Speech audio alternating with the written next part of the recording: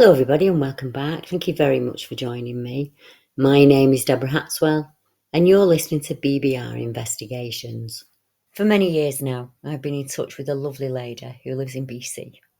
Her ancestors used the same forests, rivers and lakes as she does now. Paula has been extremely close to moose and bears with cubs on several occasions. She's what I would call an outdoors woman. She understands her native wildlife and the patterns of the woods and the seasons. Once, I remember Paula was in a tree hide with her husband when a sow with cubs was directly below them, and they watched them play for quite a long time. I met Paula in 2018 when I spoke with her family member about an experience that he had at Slave Lake, Alberta, and we've kept in touch ever since.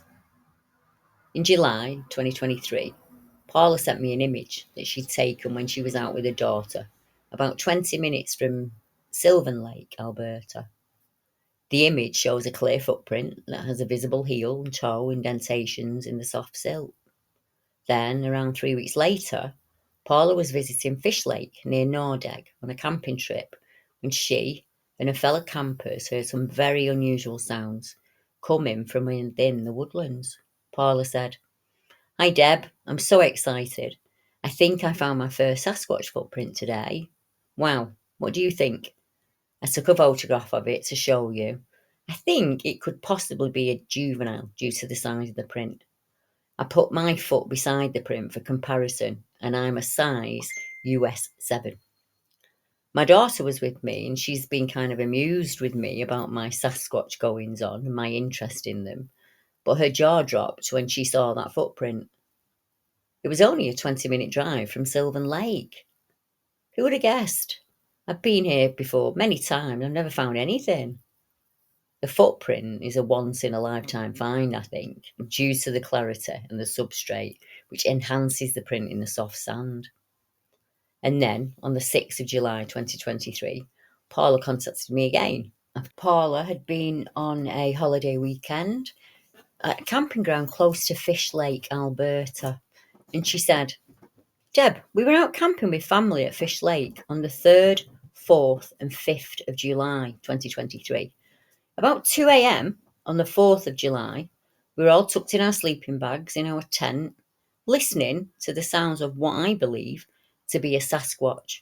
And that Sasquatch was hollering and screaming, and the calls went on for at least an hour. It was absolutely crazy. We all kept saying, 'I can't believe we're hearing this.' And yet I wasn't scared. I was more amazed. And I just felt so privileged to be hearing this. Wow, how exciting."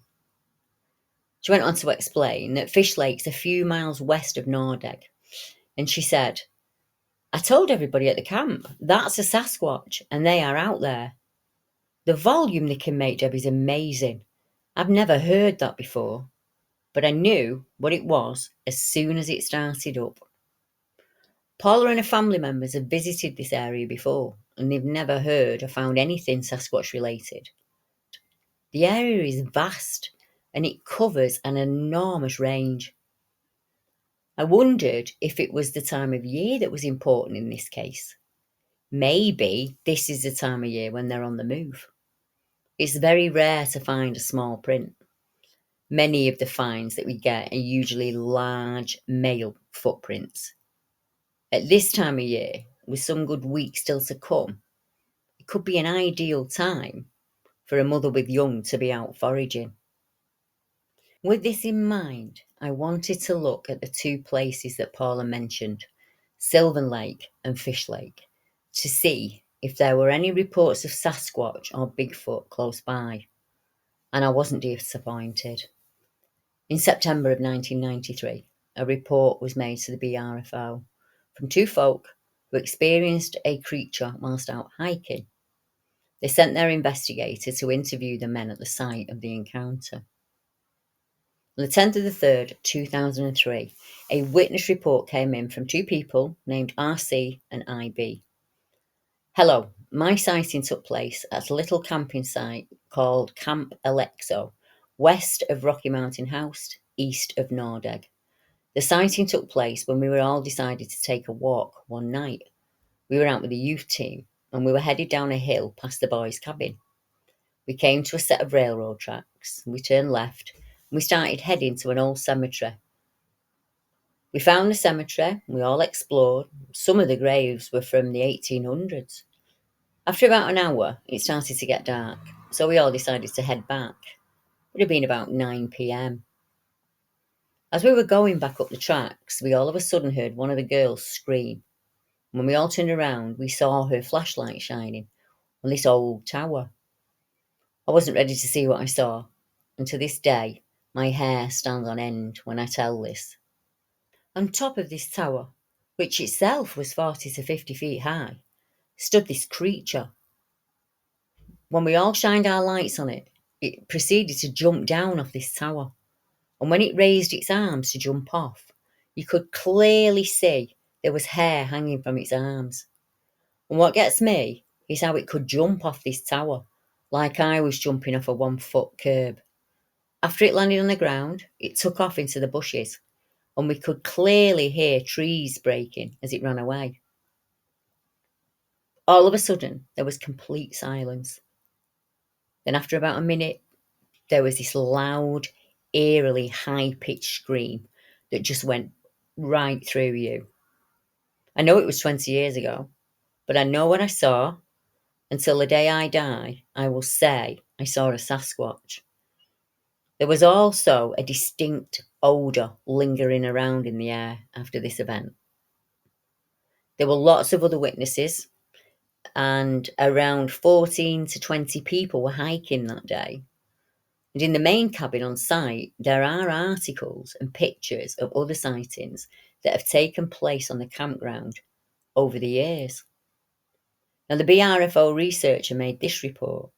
He said, I spoke to both RC and IB, who were both 16 at the time, and I feel that they were credible. I talked as well to the manager of Camp Alexo, who says there have been several sightings in the area over the years. And in fact, in the spring of 1988, Renee Dahinden came out and investigated some reports in the area. The BRFO researcher went on to say, I investigated and discovered that the tower the creature was on is in fact wooden cribbing that's along the railway that was originally used to load coal, and that depending on where the Sasquatch was positioned, that it would likely jump between 20 to 25 feet to the ground. One witness, RC, was impressed by the size, but the first thing he noticed was the hair on the arms, and he added that it did not have a neck. An oil field worker was driving near Nordagelbull to Canada. They also captured a tall, dark figure on a Dashcam in mid-March of this year. The figure, which he believes may have been a Bigfoot, can be seen standing inside the line of trees. Returning to the area the next day to investigate, the witness allegedly discovered footprints and hair in the snow, as well as a spot near the trees where something large had been lying or sitting down. The screaming that was mentioned reminds me very much of what Paula reported, this screaming, howling noise. We do hear that from them. Are they communicating? Is it a way of moving you on from the area? Distraction seems to work very well for them. Understandably, you're probably looking at something that's at least 7-8 feet tall, something you've never seen before, that completely flips your world on its head. These are people from out there in Canada. All across the world, we expect it's really easy to make a Sasquatch report, even in Canada. And it would seem that it is not. There is another report close by, and that was in the blog Alberta Sasquatch. And it's not too far away as the crow flies, and it happened in 2010. And a witness said, myself and my partner were walking near the Delta Hotel in Kananakis on a very cold January afternoon in 2010. In the distance, we could see a large dark figure moving up the side of the snow-covered mountain. The figure was dark and large, about the size of the trees that we could see. It was walking upright and moving upwards at a steady pace. We watched it for more than half an hour, and it wound its way up to the top. It was about 28 degrees at the time, minus 28, very cold, after a recent snowstorm we'd had. That large figure was moving up the mountain at a steady pace. The couple who made the report had travelled to Alberta to ski, but on the day of the report they'd not skied due to the weather.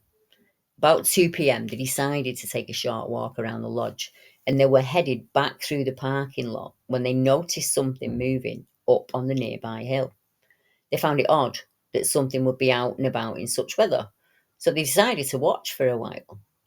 They could not determine what it was, as it appeared to move bipedally, but decided it couldn't be a human because it was far too large.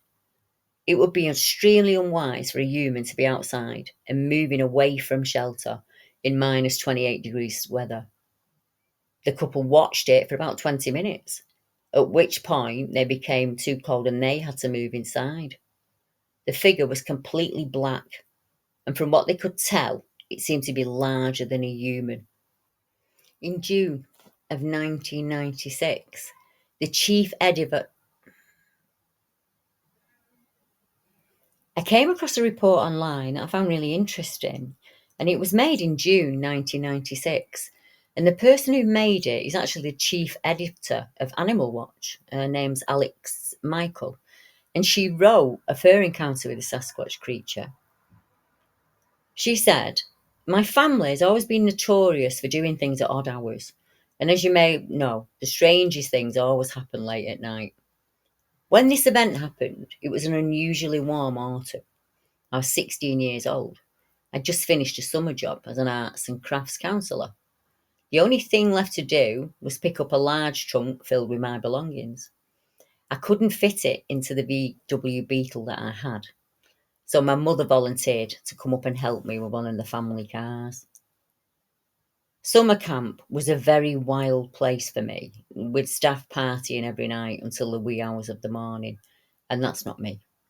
My room was near the entrance of the staff residence where all these parties took place, and by late July I was completely sleep deprived. So I built myself a bit of a bivvy out in the woodlands. I made a mattress platform and I covered it with polyplastic. The area is called Bow Valley Provincial Park, an undisturbed, protected forest that's only a stone's throw away from the camp.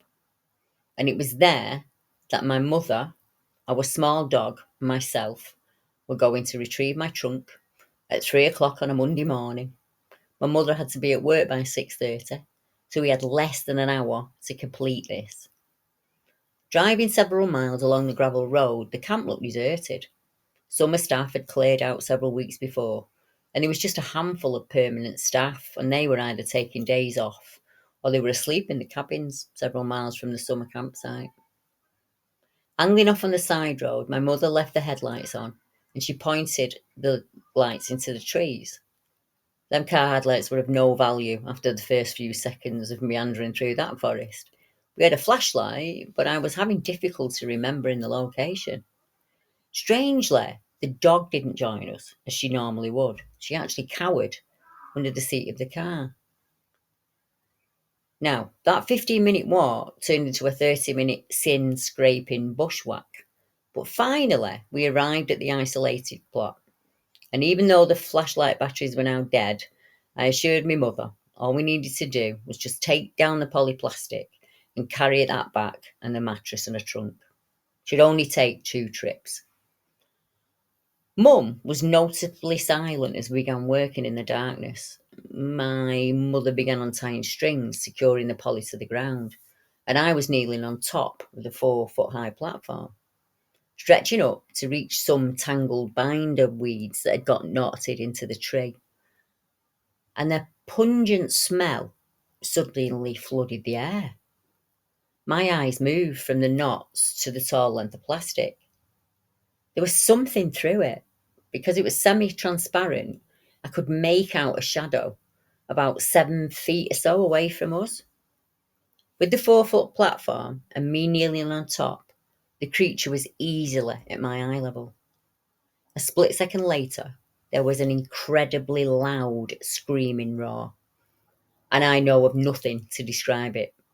The sound was like a peacock scream, a bear growl, and a lion roar, all combined into one. I can't tell you if I screamed. I can't tell you much of anything, other than that my eyes continued to peer through that plastic at that massive shadow. My mother is only 5'3", and somehow she leapt into the air and was now on the platform beside me. Whatever it was, it finally turned and walked slowly away on its long hind feet. We continued watching as each heavy step could be heard contracting the ground. Now, there were no visible ears, and just a sparse, like mohawk of a fringe that sprouted from a tapering top of its head. And from behind, the upper body appeared to be massive. It continued to walk upright until it disappeared into the trees. We stayed on top of the platform, motionless, for some time after, and then we just started ripping down that plastic. I have no idea what my mother did during the next 40 or 50 seconds, but my next memory was power walking through the forest. We had the mattress, we had the polly, and we had the trunk. I assumed my mum was holding up the other end of the trunk. Our dog, as I said, had been off when we arrived, and when we got back to the car, she was strangely hidden under the driver's seat. It was a very quiet drive home. It was late at night, so you could say that sometimes your brain can play tricks on you. I know animals. I know wildlife. I know there've been brown bears in the area in the summer, but I've never seen a bear walk upright that smoothly or for that long of a time. Each of the reports we've discussed up to now have kind of had a similar theme. The creature is up on a platform, it's elevated on an embankment or on a railway. There's an awful smell that floods the area. And then it's almost as if the humans are then moved away with fear with this clever distraction technique. Are they interested in what the humans are doing? Is that why they are seen? Do they not care about that we're there at all? We're insignificant to them? Or were these people in danger? It didn't seem like it. All of them walked away and were able to make the report afterwards. I think what we have here is like the hairy man, as you hear of it in Alaska. I think Sasquatch creatures have been intermingling with humans for millennia. And the reports are really on the increase. They come in much quicker these days, and more people see them. There was a witness report taken in 1992. And we get a lot of reports that come in from people who don't really know the outdoors. They're not sure about what happens in the woodland, and they can make some mistakes. But if you're a tracker, and you've been a tracker for most of your life, you know what's out there in Alberta. And this report came in from an actual tracker. And he said, I had a strange encounter in late October of 92. I was at Honeymoon Lake, Alberta. It was late afternoon, after a day at Banff with friends, and I was heading back up to Jasper on Highway 93. I decided to take a spontaneous solo hike, and I turned onto a service road with a large 10-foot high mound of dirt at the end.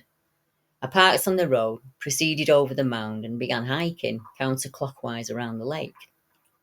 Everything was going well until I reached the opposite side of the lake and the furthest point from my car. At that point, I started hearing twig snap and footfall crunches that paralleled mine. Whatever it was keeping my position, and it was just in the tree line, about 20 feet away or so. The sounds continued to follow me, and they stopped when I stopped. The trees were so thick I couldn't see my shadow, but I could hear that thing moving. So I continued on my way while resisting the strong urge to run. I just kept a steady pace, and it easily matched me. Finally, I was back at the mound, up over it, and I went down to the car. I unlocked my door and got in. I closed the door. I bent down to look at the top of the mound through the front windshield, and what I saw was incredible. It was a large, dark, ape-like, flat face with black brown hair on its head, and big dark eyes was watching me. After eye contact that lasted only for a second or two, but seemed like an eternity, the creature turned and disappeared behind the mound. I started my car and drove back to JPL Resort. I don't remember much after that. I don't even remember much after that. Its head disappeared behind that mound. I was in a daze. Of a note, she says, apparently, almost the exact same encounter happened to another female hiker in the same area, same year, except it followed her into the parking lot, and she saw it in the mirrors and was horrified at its sign. She felt that it was at least 9 to 10 feet tall.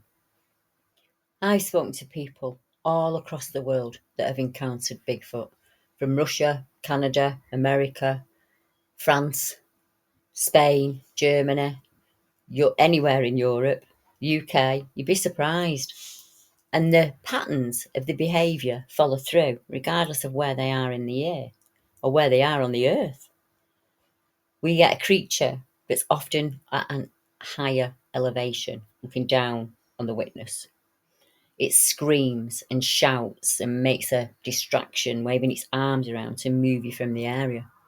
I spoke to a trapper once, many years ago, and he told me that he had 2 dogs that he used for moving lion cubs off land, and he did that as a job. And he said one day they were out and they were removing 2 lions for a rancher. His dog treed something. It took him quite a while to get to them. And he said what he was expecting to be a lion, mountain lion, in the tree was this awful, scruffy, hairy, smelly creature. He said it screamed at the dogs, it waved its arms around, it did anything it could to get the dog to remove it. And I wondered if it was higher up in that tree, because very rare do us humans look up, do we, when we walk through a woodland? Most of the time, if we're hiking or walking, we're looking at our feet or we're looking at eye level. Maybe we've been in the woodlands hundreds of times and these creatures have been around us and we just haven't noticed. We don't know, do we, how many times we've been in the woodlands? What I tend to find is if I find a report in one area of the world, if I have a look through my case files and I can't find anything, I go online and I usually do find something else. So I wanted to look at other reports that show the same behaviour. A creature up high on an embankment, a tower, an old railway line, a cliff edge. The smell that is described as awful.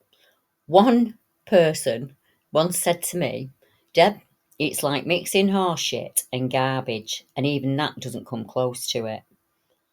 The other thing is this arm waving, this screaming, the way that you would get somebody to move away. We see apes do it in the woodland quite often. They bang their chest, they throw their arms high in the air, they make themselves much bigger. It's a response to threat. They feel under threat. Now, you can understand that with 2 coon dogs, but with just a normal 5'3" woman walking through the woodlands, why would they find that a threat? Well, we don't know, do they? We don't know what their culture is. We don't know what their previous experience with other humans has been. They could have had some really negative experiences. Females might be followed simply because they are female. We give off pheromones and hormones, and another animal can pick up on that. Your own dog does it. So for another ape-like creature who is possibly a brother or a cousin to us, would have no problem with that at all. Is that the interest that they show us? I don't know. But let's look at some other cases from across the world. Let me give you an example of how they are the same. The Rocky Mountain Sasquatch organisation is one of my favourite places online. Kelly Shaw runs it, and he's had some amazing encounters reported to him. And he spoke recently to a lady from Colorado who was named Jennifer L. And she contacted Kelly and shared her experience. And she said, I saw one of those creatures when I was travelling between Nuclear and Nachorita coming home to Grand Junction. It ran into the road in front of me and it was waving its arms around frantically. I was in a work truck and I slowed down and I had to drive around it. It was about midnight. I didn't tell many people, but the ones I did tell don't believe me. It happened 30 years ago, yet it is still very clear in my memory. As I said, it took place on the road about midnight. I slowed down as I thought it was someone needing help. When I'd almost stopped the car, it ran towards the truck, waving its arms wildly. I panicked, I sped around him and drove like 5 miles as fast as I could. I got out to pee right outside by the truck because I was that scared. I still feel kind of bad thinking that he may have needed help and I sped away and I left him. I don't know. The hair was lighter brown than I expected. The face looked frantic. Not like a human's, but also like us. It was big, really large, and running towards me fast. The road was completely dark, but it was in my headlights so I could see it. I had to go around it into the other lane. I really almost peed my pants. I was so surprised. RMSO investigator Kelly Shaw explained to Jennifer that this was not the first report he'd taken of a creature in the road. He had investigated a previous case where a guy had to drive around a Bigfoot walking in the centre of the road in Ogden Canyon, Utah, during a January rainstorm a few years ago at night. He thought it was someone with a fur coat on until he got really close enough to see it. He could see it was a large Bigfoot covered in hair from head to toe. And even though these creatures are rare and elusive, they sometimes have off days, said Kelly, and they do things that we would not expect. Some of our scary encounters may be misunderstandings. I get what Kelly says there. It could be a simple point, as we said before. We don't know what the creature's experience is with other humans beforehand.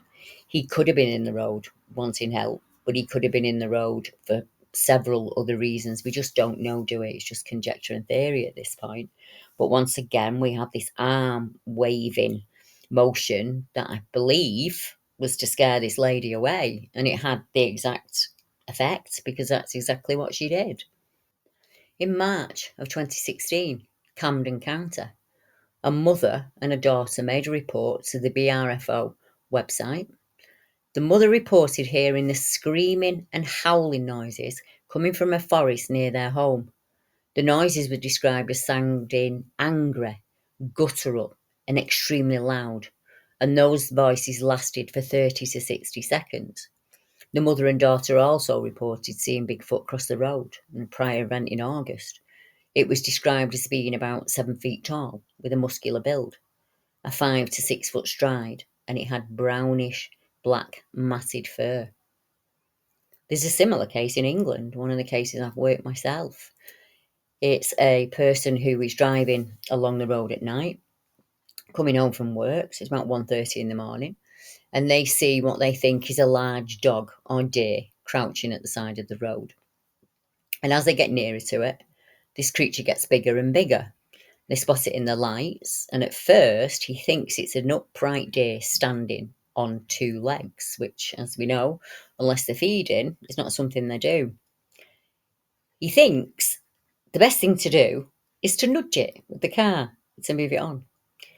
And as he does that, the creature obviously reacts and screams at him in this loud, guttural roar that he could feel within his body. And it went off, up the embankment and away. And he described it as looking almost hyena-like. That would be absolutely terrifying, wouldn't it? To come across that while you're driving the road in the middle of the night going home. I think it would be the same for all of us. And I think Paula was lucky in the sense that she felt no fear with the sounds that she heard. And I love that. And I'm hoping that she has more interaction as time goes on. And if she does, I will most definitely share it with you. But as I bring this episode to a close, I'd like to thank Paula for sharing her experiences with us and for her quick thinking when she came across the print and photographing it. If you're listening on the podcast and you can't see it, I've included a link in the description that will take you to the webpage and you can see the photographs that Paula took. You will also be able to read her encounter for yourself. If you've enjoyed tonight's episode, then you may like some of my earlier podcasts. Please check them out, and the links are in my description below. Unfortunately, it may be that BBR is coming to a close over the next couple of months. Things have changed here. Priorities have changed. But I'm going to try and stay around as long as I can. And I hope you guys will be with me if I have to miss any weeks due to my ill health. That has to be a priority at the moment for me. But I will definitely be back with more encounters for you. And there definitely is one next week. I will be there for you. And I'll keep you updated on how things are going. Thanks to everybody who supported us over the last few years. It's been absolutely amazing, and we couldn't have done it without you all. So, until next week, I wish you good well. Good night, everyone.